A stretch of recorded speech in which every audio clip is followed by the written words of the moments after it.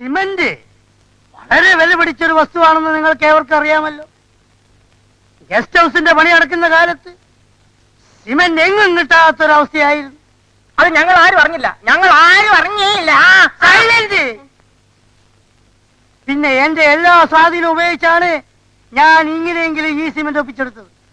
1000 ചാക്ക് സിമന്റിന് വെറും തുച്ഛമായ 1,40,000 രൂപയെ കൊടുത്തിട്ടുള്ളൂ. അത് ലാഭമാണ്. എത്ര എത്ര എത്ര എത്ര പറയുമ്പോ കേൾക്കണം. പറഞ്ഞപ്പോ കേട്ടു. 1000 ചാക്ക് സിമന്റിന് 1,40,000 രൂപ പോലും. അപ്പൊ ഒരു ചാക്കിന് എത്ര? കണക്ക് കൂട്ടി നോക്കണം.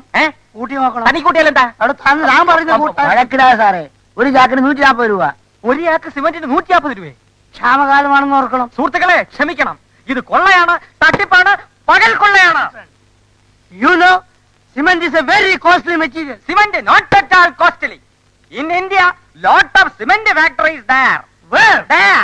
Shankar Cement, AC Cement, BC Cement, INGC Cement, CIGC Cement, Tata Cement, Birla Cement, Tharavan Cement everywhere. This 140 rupees for one chunk of cement is cheating.